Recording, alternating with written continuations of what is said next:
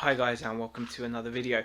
I wanted to make this video just to highlight a reality of sourcing and just to put into perspective what going to a pick can really be like. I've been fortunate enough recently to have been contacted through the shop. This is one of the benefits of having a shop, by people who have had stuff to get rid of. And one of the places that I've been to, I'm going to be as vague as I can, just in case. Obviously I don't want people to recognise that who I'm talking about or anything. But one of the opportunities that I've had to pick up stock has been incredible on one hand, with some really great finds, and it was definitely a traditional picking experience, i.e. rooting through someone's shed where they've stored stuff and bought stuff over many years, and I was the first person to be allowed to go through and pick out things that I wanted to buy. So fantastic opportunity in that sense, and I'm very grateful for it. However, it's not always as lovely as is sometimes portrayed on our favorite TV shows. I'm going to show you what I got, some pretty amazing stuff, and then I'm going to tell you what my kind of issue, I suppose, or what the reality of processing this is all going to be. It really is a big selection of stuff. I will show you what I got. We have got things ranging from vintage plushes of Sonic the Hedgehog. We have got some Count Duckula stuff. We have gotten vintage Thundercat bed sheets. We have also gotten some really cool 1979 comic book style Superman curtains. We've even got, now this is really cool, we've even got Buck Rogers curtains. I mean, you don't see Buck Rogers curtains very often. I doubt they're going to be like massively valuable, but it's so cool to see Buck Rogers anything really. So those are just a few bits. There's like a large Sonic, and then I think there's like a smaller Sonic as well. So some cool plush stuff. We have got Spyro the Dragon. We have even got Thundercats wallpaper. Now this is interesting because it's just not something you're going to see, especially sealed up, a full roll of Thundercats wallpaper. I've actually seen people sell framed pieces of wallpaper for about 15 to 20 pounds. Like they take like a 20-inch piece of wallpaper and do that. And then we've got a tub full of toys. Nothing amazing, just some kind of decent stuff in here. Some turtles, some aliens figures, some gremlins figures, some nothing, none of these are on their own individually worth like an insane amount of money. Most of these are probably going to be like £10 items, so nothing out of the ordinary. But then we've got something quite cool here. We have got two vintage Viewmaster toys, Viewmaster 3Ds, with some really nice actual spools to play on them. We've got some Thundercats, we've got a full set of Thundercats, we've got some Masters of the Universe and a few other bits in there. So that's really nice. The two of those, that's obviously quite modern. Yeah. Got a lens, I have to check out the condition of that, but that's pretty cool. We've got like a Tommy Mr. DJ. Lots of little bits and pieces. Even that's quite an old 92 Toy Biz Wolverine. Again, not huge money. We're talking about 10 to 15 pounds probably. So a whole selection of toys. We've also got underneath here, almost forgot, some Mighty Max with the little figures in there. So those can be quite good. Got an old G1 Transformer, Cutthroat, I think that is. Zig and Zag, who remembers Zig and Zag? Little Zig and Zag figure. That's meant to be like a Predator figure. So just going through, just showing you what there is, but just a fair few bits. Don't know what that is. So that's cool.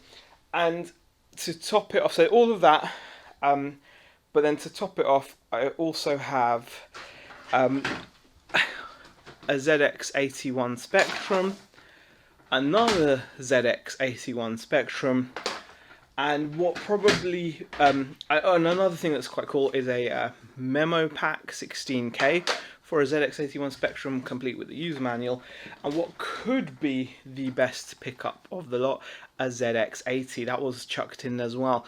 So all of this I got from like a pick, and that, if you know, working condition, and I don't know if it's working, and the way this stuff's been stored, I'm going to assume not. It takes like a 9-volt power supply, which I don't have. These actually came with their power. There are power supplies with this, Spectrum power supplies, but they don't fit any of these. The socket on the power supplies just doesn't fit. So these are the power supplies that I got, and they're Spectrum genuine supplies, but the actual socket just doesn't fit any of these units. I'm going to have to kind of find a way of testing, because this, if working, you could be talking 400 to 500 quid. I just doubt it's going to be working, but even parts, it will be worth a good couple hundred, which on its own would actually put me well into profit on the whole lot. And yes, it on the surface it is great. The downside is, before I can even think of selling any of this stuff, is we're going to have to find ways to deep clean it, because it reeks. Absolutely reeks. The stuff is unfortunately from or has been in a smoking household, a smoking environment, and it just smells. This whole room now smells. I'd shut the door and I came back in, and it just, the wall of smell from like the tar or the nicotine, it's everywhere. All the soft toys, the curtains are going to need to be washed thoroughly. All the plastic toys are going to need to be washed thoroughly. The electronics are going to have to be wiped down with isopropyl alcohol. It reeks, absolutely reeks, and it takes a lot of time, because we've dealt with job lots like this previously.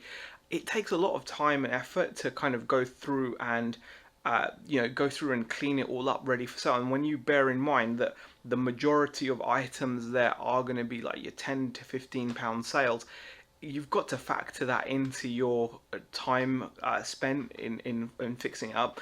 And this is why sometimes when you're making these kinds of deals, it can be somewhat of a shock or a surprise when you make your offer, because people have often overinflated ideas of what their stuff is worth because they've watched too much Bargain Hunt or whatever.